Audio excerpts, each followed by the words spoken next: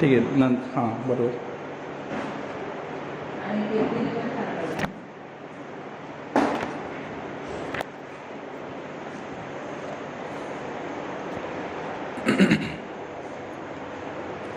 आपण काल कुठपर्यंत आलो होतो?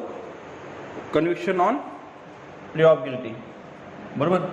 पहिले 228 काय करतात ते चार्जेस फ्रेम केले गेले. बरोबर. चार्जेसपर्यंत आपण आलो होतो. मग त्याचे 2 स्टेज काय असतात? एक प्ले ऑफ गिल्टी त्याला सांगायचं. बरोबर.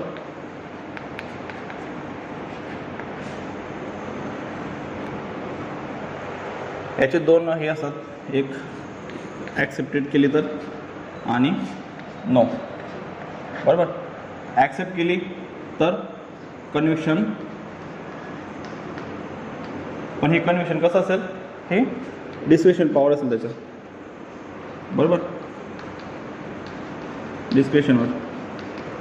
आणि जर त्याने प्ले ऑफ गिल्टी ॲक्सेप्ट नाही केली तर मग पुढची स्टेज चालू होते. कोणती? Date for prosecution evidences. Section 230. आता 230 काय सांगतं? If the accuse refuses to plead or does not plead or claim to be tried or not convicted under section 229, the judge shall fix date for the examination of witnesses and may, on the application of the prosecution, issue any process for compelling the attendance of any witnesses or the production of any document or other thing. बरोबर. आता इथं काय बघण्यासारखी गोष्ट की on the application of a prosecution issue any process. आता issue any process काय असते? इश्यू प्रोसेस आपण 204 मध्ये बघितलं बघा. जर विटनेसेसला जर समन्स पाठवायचं असेल तर समन्स पाठवणार.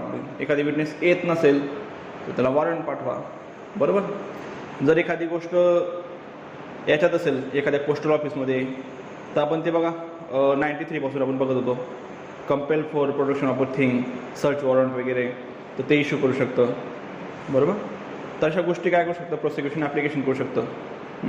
तर ते सांगतं की issue process for compelling the attendance of any witnesses or the production of any document or other thing. ठीक आहे. त्याच्यानंतरची प्रोसेस काय असते? Evidence for prosecution. 231 काय सांगतं? On the date so fixed the जज shall proceed to take all the evidences as may be produced in support of the prosecution. आता सगळ्यात आधी प्रॉसिक्युशनचे विटनेसेस का द्यायचे? दिलेलं आहे 230 मध्ये. मी वाचलं पण तुम्हाला कळलं पण काय दिलेले आहेत? आधी प्रॉसिक्युशनने का विटनेसेस द्यायचे?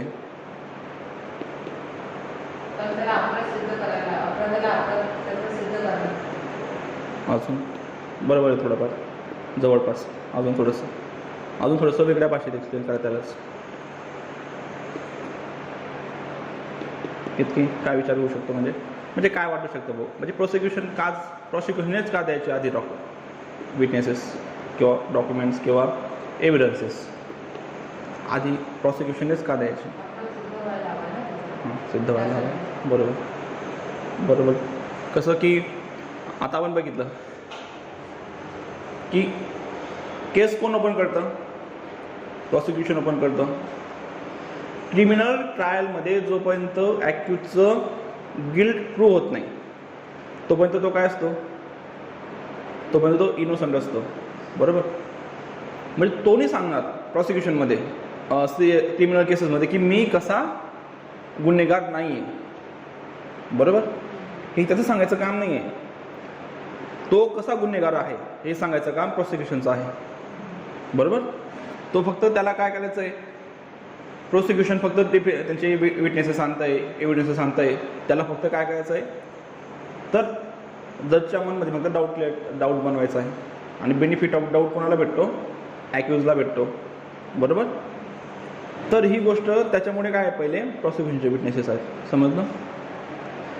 The judge may in his discretion permit the cross examination of any witnesses to be deferred until any other witnesses have been examined or recall any witnesses for further cross examination. तर ठीक आहे, ती प्रोसेसचा भाग झाला म्हणा.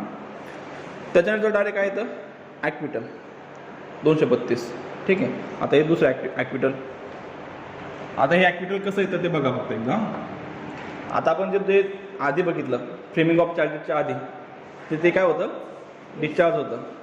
ते कशासाठी की ते प्रायमा फेसी ती केसच मेड आउट होत नाही आहे, पण प्रायमा फेसी केस मेड आउट झाली बरोबर. आणि प्रायमा फेसी केसेस मेड आउट नंतर त्याचे चार्जेस फ्रेम गेले. आता चार्जेस एकदाचे फ्रेम गेले बरोबर. बिफोर फ्रेमिंग ऑफ चार्जेस काय होतं, ते डिस्चार्ज होतं. आणि आफ्टर फ्रेमिंग ऑफ चार्ज काय होतं, ॲक्विटल होतं बरोबर. आता ॲक्विटल कसं, if after taking the evidences for the prosecution, examining the accused and hearing the prosecution and the defense on the point, the judge considered that there is no evidences that the accused committed the offense, the judge shall record an order of acquittal. बरोबर. म्हणजे जे evidences produce केले गेलेले आहेत प्रॉसिक्युशनकडून आणि after hearing of prosecution त्यांचे काही consideration असतील किंवा त्यांचे काही एव्हिडन्सेस असतील, तर हे सगळे त्यांनी काय केलं, बघितलं.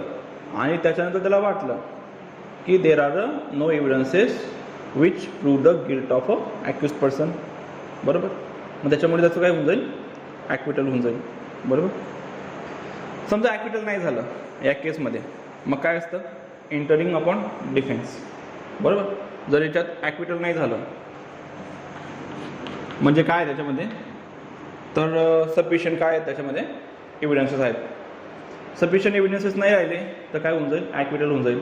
आणि सफिशियंट एव्हिडन्सेस राहिले तर मग पुढची स्टेज कोणती, एंटरिंग अपॉन डिफेन्स. आता डिफेन्सला पण नाही भेटलं पाहिजे ना, कारण काय की या ठिकाणी काय होतं की जे एव्हिडन्सेस होते ते सफिशियंट नव्हते. कोणी दिलेले, प्रॉसिक्युशनने दिलेले. त्याच्यामुळे विदाऊट डिफेन्स काय होऊन गेला, तो ॲक्विटल होऊन गेला.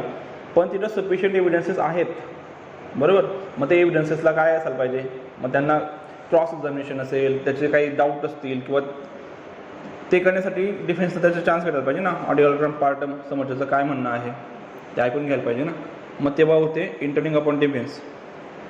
Wear the accuse is not acquitted under section 232 बरोबर.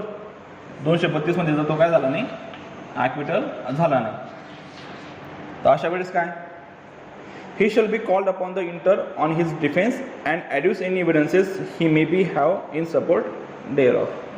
तर प्रॉसिक्युशनने जेवढे पण त्याला एव्हिडन्सेस दिलेले असतील, विटनेसेस दिले असतील, तर त्यांची तो क्रॉस एक्झामिनेशन करेल किंवा तो ते एव्हिडन्सेस कसे खोटे आहेत किंवा ते कसे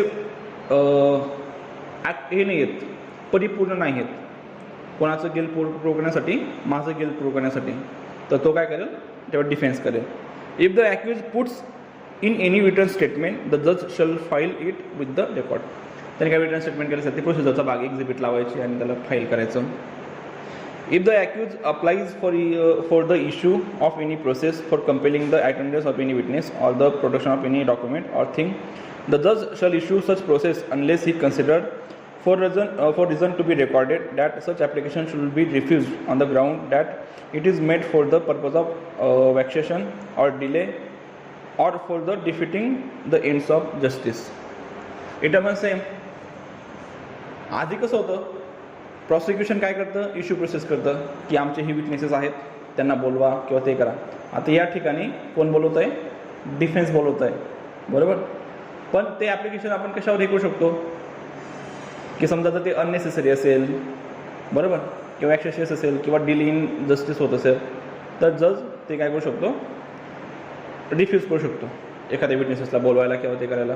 पण त्याला काय असायला पाहिजे, रिझन असायला पाहिजे. ठीक आहे. नंतर काय होतात, आर्ग्युमेंट होतात. काही एव्हिडन्सेस वगैरे येऊन गेले, आता argument. Wien the examination of the witnesses if any for the defence is completed, the prosecutor shall sum up his case and the accused or his pleader shall be entitled to reply. ते शेवटनं सांगतं ना की आता एंडिंगच्या केसमध्ये की तुमचं काय म्हणणं आहे. पिंक मूवी बघितलाय, पिंक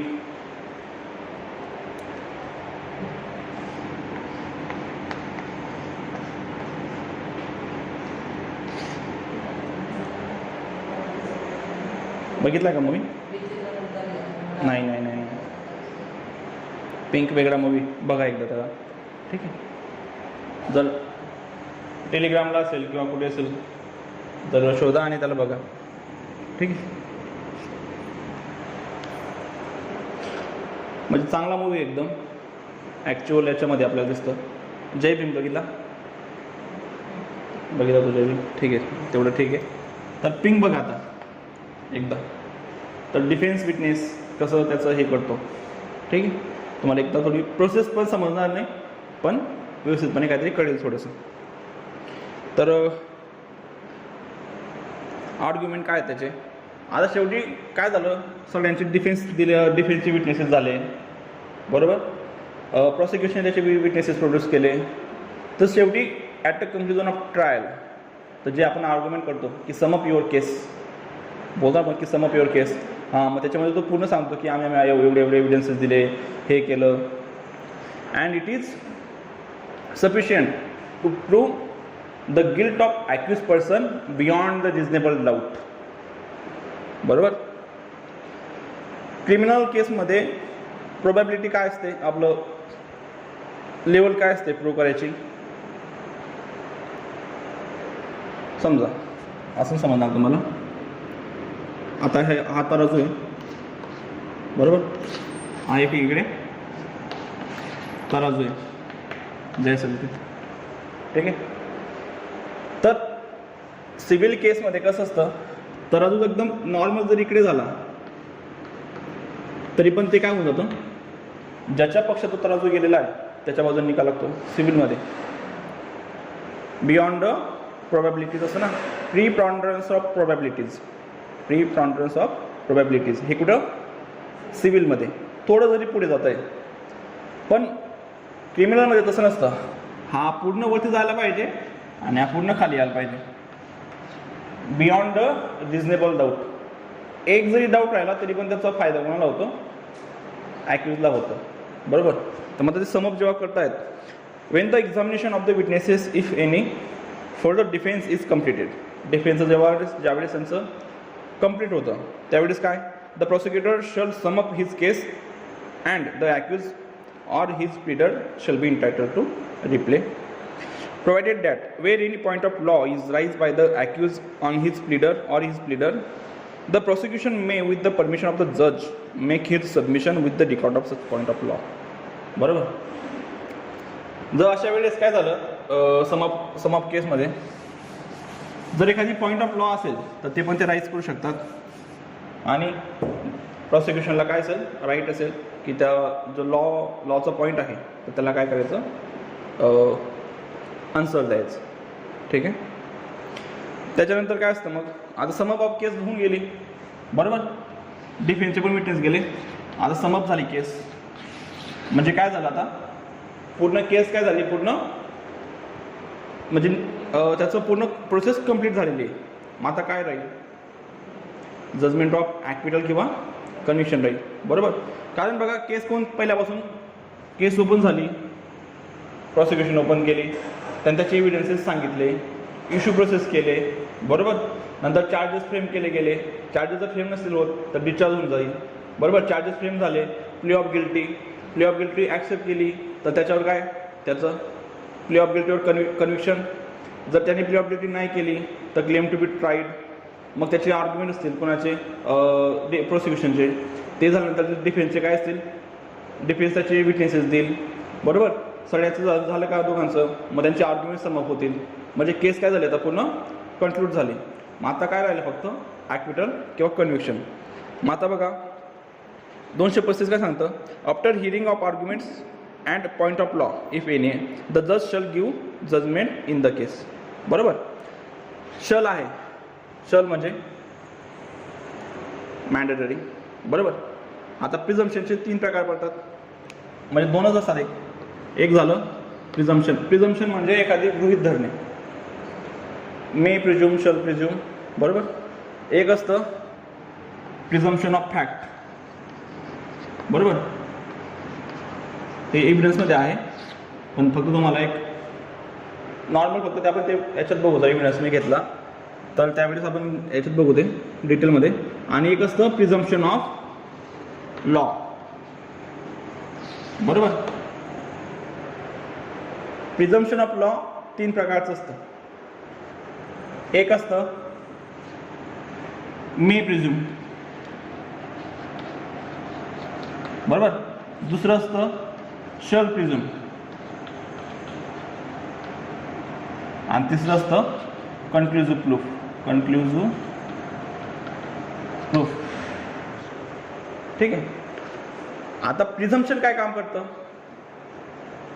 एखादी गोष्ट काय आहे, आता प्रिझम्पशन ऑफ फॅक्ट पुढे दिलेले आहेत 114 मध्ये दिलेले आहेत. याच्यामध्ये कशामध्ये म्हणजे जनरल तुम्हाला उदाहरण सांगतोय एव्हिडन्स 114 मध्ये.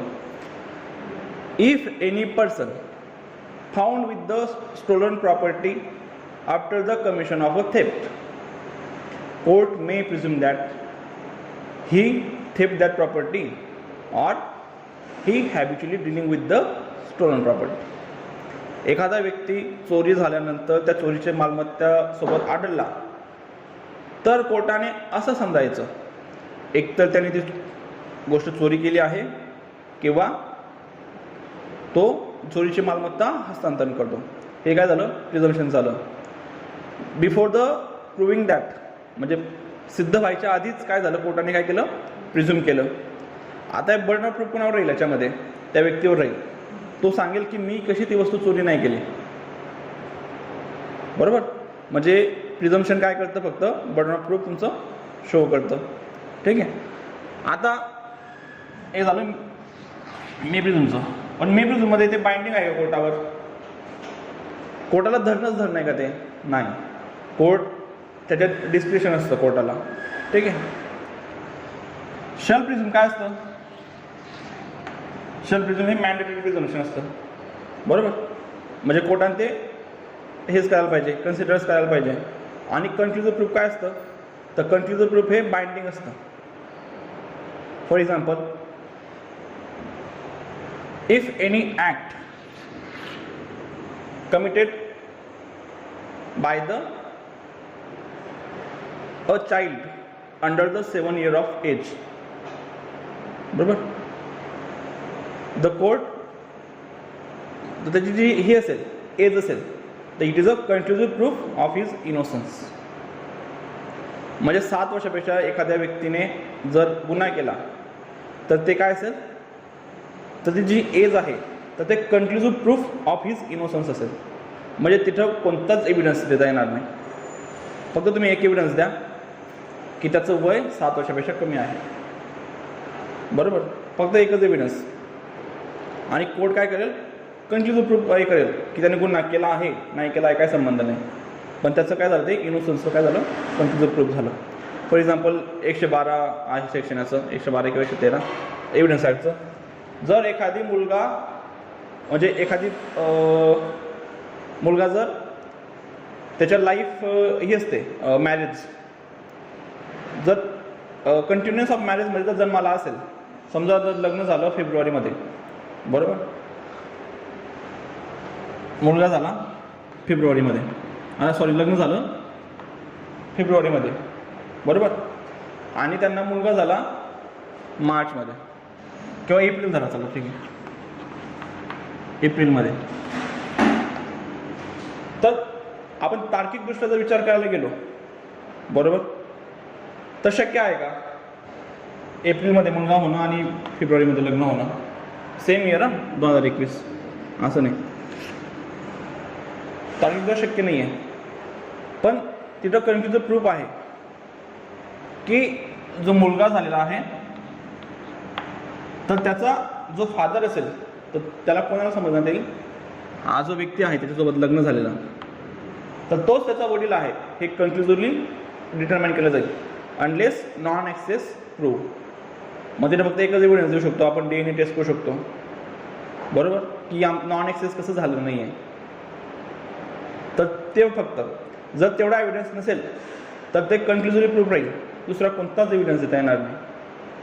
ठीक आहे. ते पुढच्या वेळेस तुम्हाला क्लिअर होईल, फक्त तुम्हाला सांगण्यासाठी आता सांगतोय एव्हिडन्स ॲक्टमध्ये. आता काय जास्त हे करायची गरज नाही. शल प्रिझ्युममध्ये ते काय असतं? कोर्टावर बाइंडिंग असतं. ठीक है. If the accused is convicted, the judge shall, unless he produce in the accordance with the provision of section 360, hear the accused on the question of sentence and then pass sentence on him according to law. समजा ॲक्विटल झालं, काय problem नाही, conviction झालं, तर पुढची stage येते. पुढची stage काय येते? Hearing on quantum of sentence. म्हणजे एकदाचं कन्व्हिक्शन झालं याचा अर्थ असं नाही की लगेच त्याची ट्रायल एंड झाली, तर पुढे काय असेल? Hearing on quantum of sentence. मग याच्यामध्ये तो काय सांगेल की मला प्रोबेशन ऑफ ऑफेंडरचा बेनिफिट द्या, बरोबर. तो सांगेल की मी एकुलता एक घरात कमावणारा आहे, मग मला काय असायला पाहिजे की थोडी कमी शिक्षा द्या, माझं काहीच क्रिमिनल रेकॉर्ड नाही आहे, मी फर्स्ट टाईम ऑफेंडर आहे, तर मला कमी शिक्षा द्या. Hearing of quantum of sentence.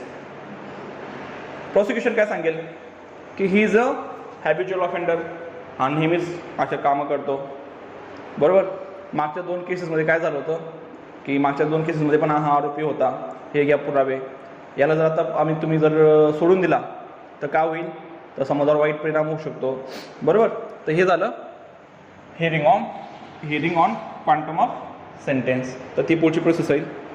त्याच्यानंतर एक प्रिव्हियस कन्व्हिक्शनचं पण असतं. IPC मध्ये बरेच असे ऑफेन्सेस आहेत की फर्स्ट टाईम ऑफेन्स जर असेल,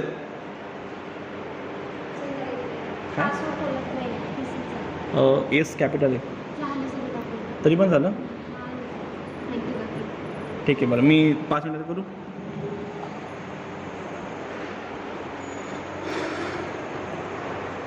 तर IPC मध्ये असे बरेच ऑफेन्सेस आहेत की फर्स्ट कन्व्हिक्शन काय आहे, कमी पनिशेबल असतं, पण सेकंड कन्व्हिक्शन काय आहे की ज्याला हाय आपलं हे दिलेले आहेत, काय दिलेले आहेत, पनिशमेंट दिलेली आहे. फॉर एक्झाम्पल 370 आहे, ट्रॅफिकिंग ऑफ ह्युमन, बरोबर.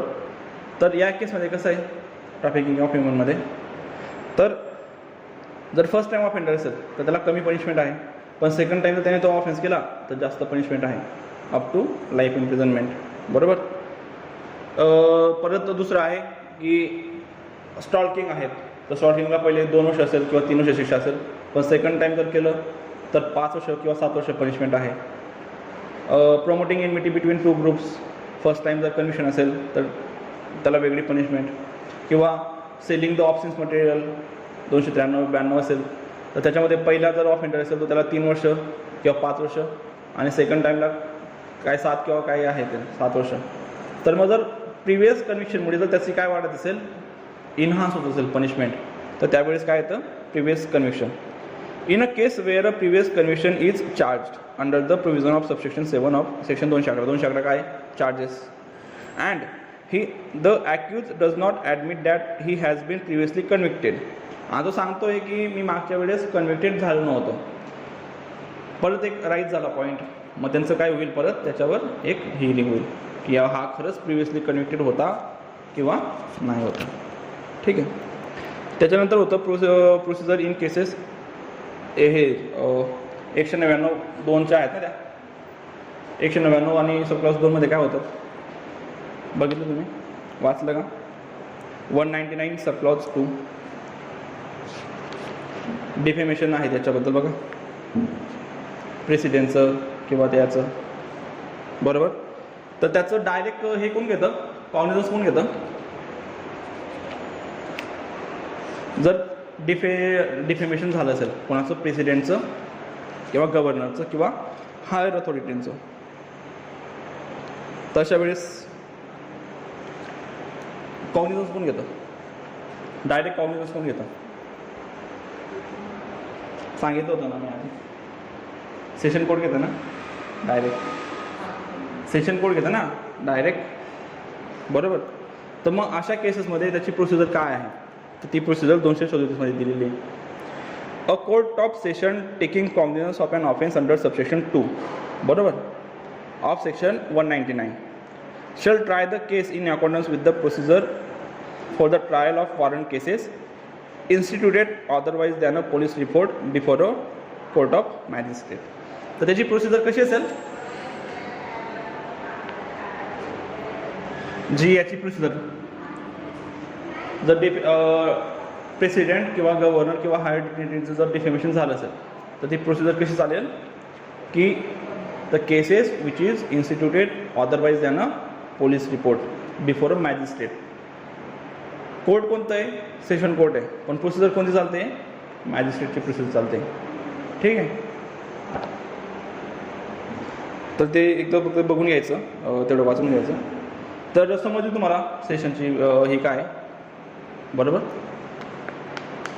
तर ठीक आहे, आपण याचं एवढंच घेऊ आणि याच्यानंतर मग CPCचे कोणते कोणते महत्त्वाचे पॉईंट आहेत ते आपण घेऊ. ठीक आहे. उद्या नाही, आताच घेऊ थोड्या वेळात, थोडा 5 मिनिटं गॅप.